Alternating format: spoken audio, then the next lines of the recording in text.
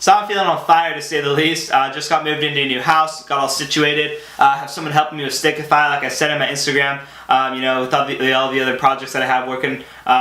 But yeah, Lucio, if you're watching this, you're the fucking man. Thank you so much for coming in and helping. I really need it right now, and you're really helping me kind of shift my focus into things that I really should be doing to build the business. Anyways, got the Real Hustle backdrop behind me because you know I talk about real shit. I just wanted to kick this thing off with something that really comes up in conversation with me a lot of the time, and that is, why am I so driven and motivated? And so I just want to start by saying that, I hear all these stories about people who just come from a super rough past and end up making a success out of themselves. It's like, oh, Johnny was neglected and abused and homeless until 35 and ended up being a billionaire, so you can do anything too, right? I'm not saying that I come from a rough past. In fact, I'm privileged and I've had a pretty damn comfortable life growing up, and that's exactly the thing. Like, at the end of the day, these stories aren't going to bring me very much value or actually provoke any action from me because they're just not relevant, okay? I don't know what it's like to be Johnny. I don't know, I never would know what it's like. I've never been in that situation. And so as narrow-minded as it sounds, I think that it's a lot more dangerous than you might think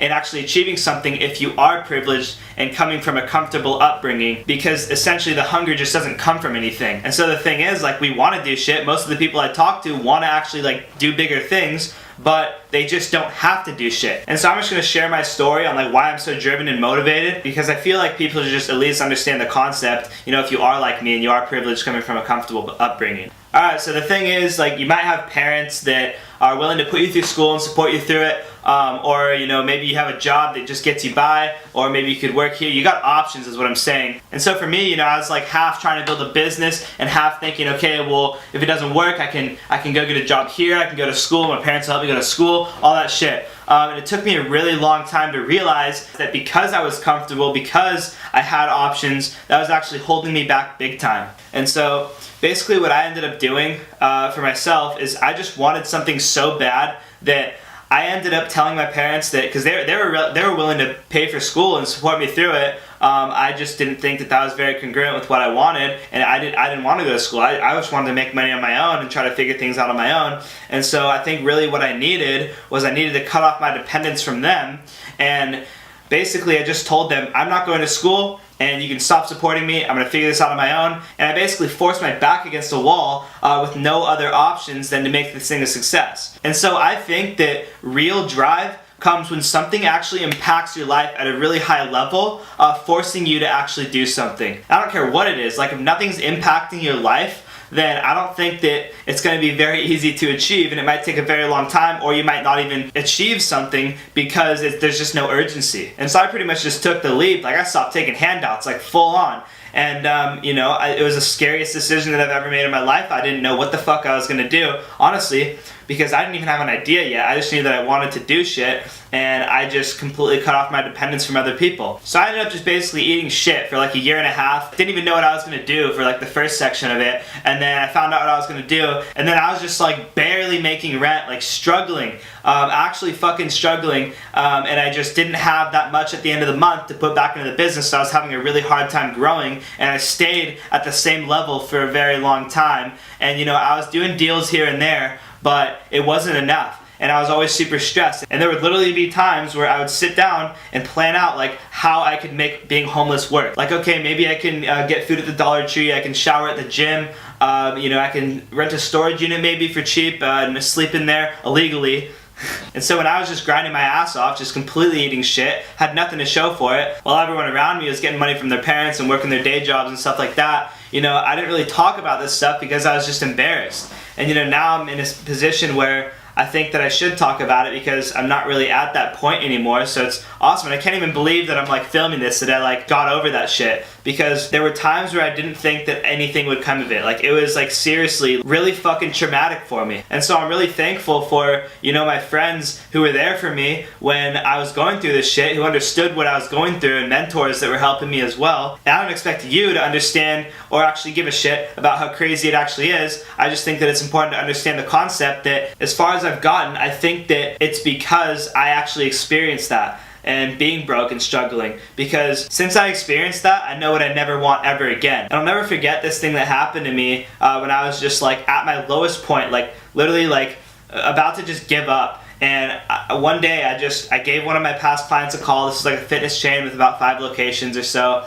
And I just was calling them, just asking them how their members like the decals that I made them. And they replied right away. They're like, oh yeah, people like them. We'll take $2,000. I'm like, holy shit, that's like a $2,500 to $3,000 deal right there. Like I've never landed a deal that big in my life. And so I was really happy. And of course that's not a lot of money, but at the time it would work wonders. I told them back super nonchalant, like, alright, I'll have it to you in a week. And then first off, like, I didn't even have a way of accepting payment. I was just having people like write me checks and stuff like that. And so when I agreed to do that deal for them and then accept payment upon, you know, my delivery, I realized that I didn't have any money to buy the materials. This whole entire like clusterfuck of things just went down. I was literally in and out of the bank all the time, just like convincing the tellers to reverse my overdraft fees. All my accounts were overdrafting. I literally had negative account balances and shit. It was bad. And so since I didn't have the money to pay for the materials, I ended up just buying everything on credit and then paying that off when I got paid for the deal. And when I did get paid for that deal, I ended up just dumping the money back into the business and growing it, hiring freelancers and stuff like that. And that deal kind of like opened my eyes to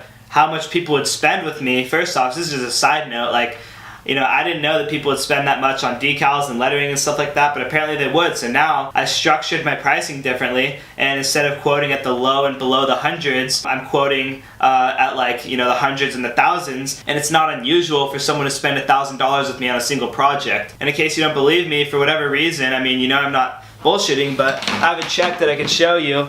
And so this one was written to me yesterday. If you can see that, it's $2,750 for a single project. I don't usually talk about how much money I make, but you know, those deals are coming in pretty consistently now. I'm at a point now where I'm just, you know, comfortable and growing. We're starting up business in places that I can't even drive to now. So things are actually going down, and it's like awesome. And I kind of want to get detailed with this example, just because like where I was going with this was that, like I said, I wouldn't be where I am if I didn't take that leap. Because now I know what it's like to actually eat shit and be broke and struggling, and I'm still eating shit. I'm making money, but I'm eating shit. I'm still building and I'm still reinvesting all my money. So it'll be like that for a while, but I can support myself. But what I'm saying is that because I experienced that trauma, like of course people have had it worse than me, but that was pretty damn bad considering my situation, you know? If I didn't experience that, then I wouldn't be as driven as I am today, because now I know what it's like and I know what I don't want ever again. That right there is enough motivation for me to just bust my ass grinding every single day and making sure of it. And so if you find yourself just lacking drive or hustle, then I hope this spoke to you at some level. If it didn't, then also I'm just documenting here. So if you like this video, then give me a thumbs up. If you didn't, then don't give me a thumbs down. Just don't do anything. I just want to know what I should do more of. Again, my name is Cameron Lowe, preaching real hustle shit.